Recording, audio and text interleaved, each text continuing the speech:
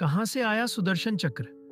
कहते हैं कि श्री हरि विष्णु जी का सुदर्शन चक्र एक ऐसा अचूक अस्त्र है जिसे छोड़ने के बाद यह लक्ष्य का पीछा करता और उसका अंत करके वापस छोड़े गए स्थान पर आ जाता था। सुदर्शन चक्र विष्णु जी की तर्जनी अंगुली में घूमता हुआ दिखाई देता है। यह सुदर्शन चक्र कहाँ से आया था?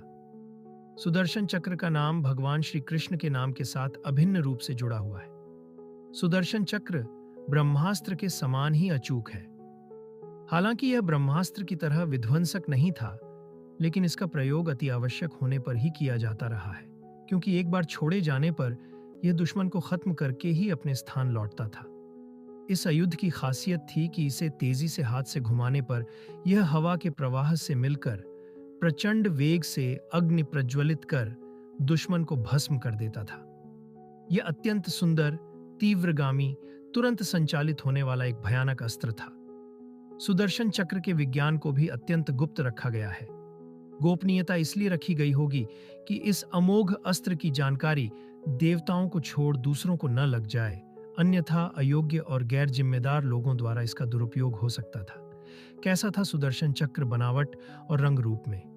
यह चांदी की शलाकाओं से निर्मित था। इसकी ऊपरी और निचली सतहों पर लौह शूल लगे हुए थे।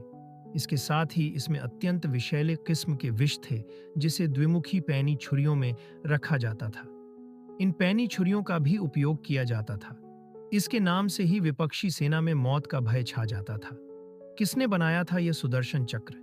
यह खुद जितना रहस्यमय है, उतना ही इसका निर्माण और संचालन भी।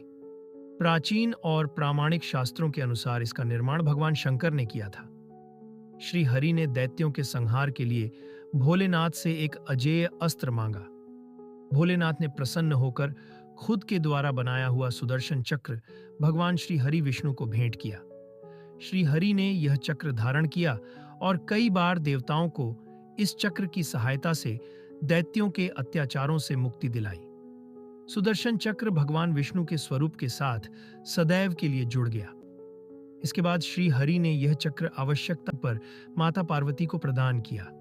माता पार्वती से यह चक्र कई देवी देवताओं से होता हुआ भगवान परशुराम के पास पहुंचा और भगवान परशुराम से यह चक्र श्री कृष्ण के पास आ गया।